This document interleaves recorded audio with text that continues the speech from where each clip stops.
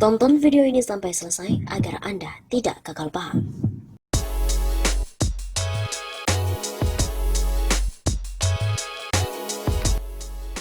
Halo Sobat 651 Stafak, kembali lagi bersama dengan kami untuk mengulas fakta-fakta perpolitikan dan juga informasi terkini di tanah air.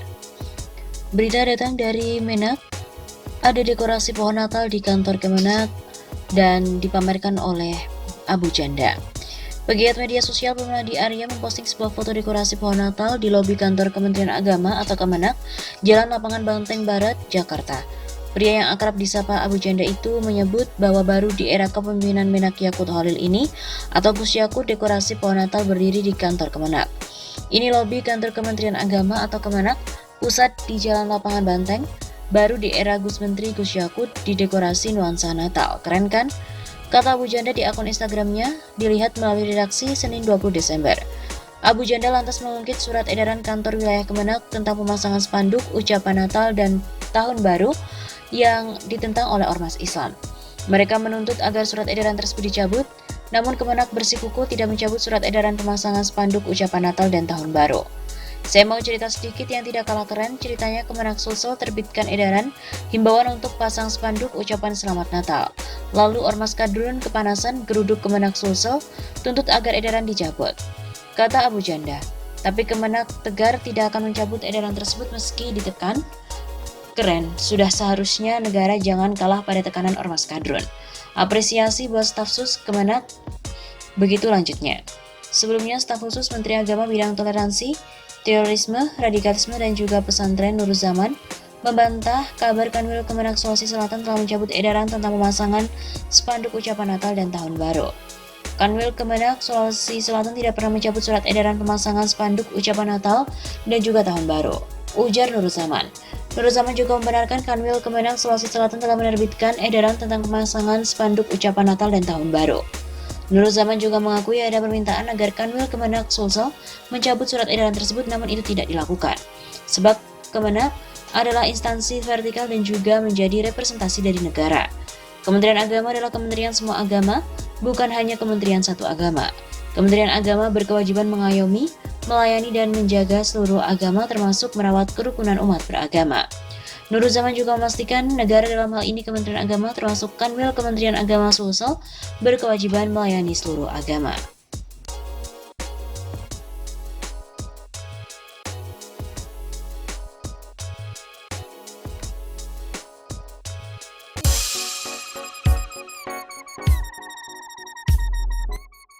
Wah, akhirnya Abu Janda mengaku jadi buzzer Jokowi, digaji dengan nominal yang besar hingga ke luar negeri.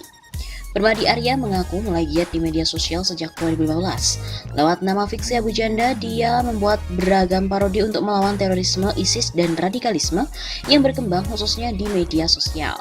Tak hanya itu, belakangan ini dia juga aktif menyerang balik pihak-pihak yang dianggapnya kerap menyerang Presiden Jokowi.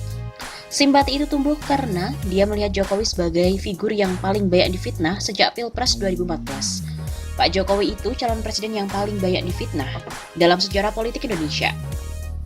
Katanya seperti dikutip dalam blak-blakan yang tayang di Detikcom Senin 1 Februari. Mungkin karena kreativitas, kemudian keberpihakan dan juga keberaniannya itulah pada 2018 tim sukses Jokowi mengajaknya bergabung. Dia menjadi influencer atau orang awam kerap menyamakannya dengan buzzer selama kampanye Pilpres 2019. Permadi Arya alias Abu Janda ini mengaku dibayar bulanan dengan nominal yang besar, tapi dia tak menyebut berapa besaran rupiah yang diterimanya itu. Pokoknya ya benar-benar jackpot, itu istilahnya ya disitulah. Sebelum-sebelumnya, asal bisa makan mah syukur, kata Permadi Arya berseloroh. Selain honor bulanan, selama kampanye dia juga ikut keliling ke berbagai kota di tanah air, bahkan hingga ke luar negeri. Saya pernah diminta jadi pembicara dalam kampanye di Hong Kong dan juga Jepang, ujar lulusan University of Wolverhampton, Inggris itu. Tapi begitu Pilpres selesai, Permadi menegaskan kontrak dia dengan tim sukses Jokowi pun berakhir.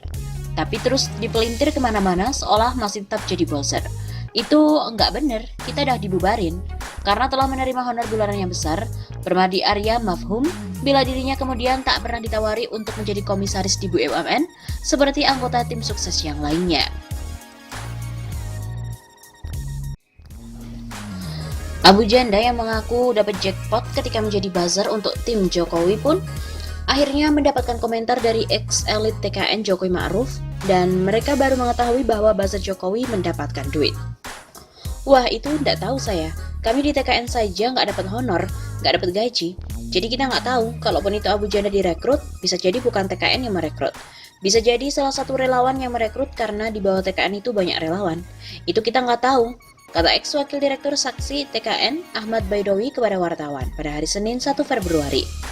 Awi, sapaan Baidowi, mengaku tak digaji selama menjadi wadir saksi TKN Jokowi. Dia menegaskan TKN bersifat sukarelawan.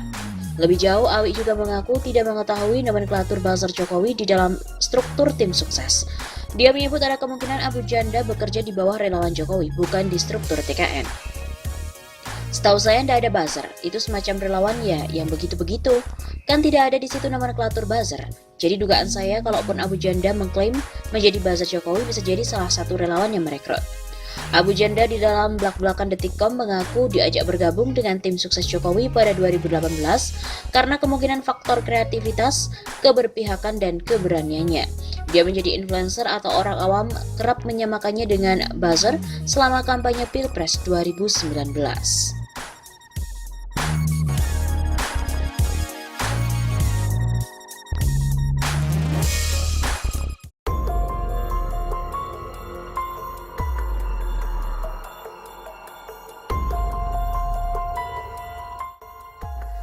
Abu Janda rela masuk neraka daripada ketemu Habib Rizik dan Abdul Somad di akhirat.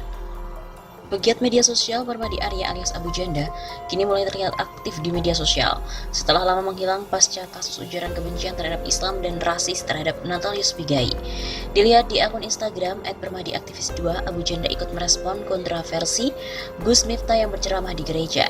Abu Janda mengatakan bahwa dirinya enggan masuk surga jika di dalamnya akan bertemu dengan Habib Rizik, Ustadz Abdul Somad, dan juga Tengku Zulkarnain. Abu Janda rela masuk neraka ketimbang harus bertemu dengan orang-orang itu. Jika saya sebagai muslim bakal masuk neraka, menurut saya hanya karena saya mengucapkan selamat Natal atau karena masuk ke dalam gereja, so be it. Biarkan. Minimal di akhirat nanti saya tidak ketemu dengan Rizik Cabul, Somad, Tengku Zul, dan kawan-kawan. Najis tralala, kalau harus ngabisin kekal selamanya bersama mereka, tulis Abu Janda beberapa waktu lalu. Dia mengatakan bahwa dia banyak masuk keluar gereja dan mengaguminya. Menurutnya tak perlu mempermasalahkan. Gara-gara Gus Miftah ceramah di gereja, Somad langsung keluarkan fatwa haram muslim masuk ke gereja. Alhamdulillah saya muslim dan saya sudah keluar masuk gereja, mengagumi keindahan arsitektur dan interiornya. Lebih lanjut, Permadi Arya juga mengatakan jika ingin menjadi muslim yang baik, maka tak perlu mendengar apa yang disampaikan oleh Ustadz Abdul Somad.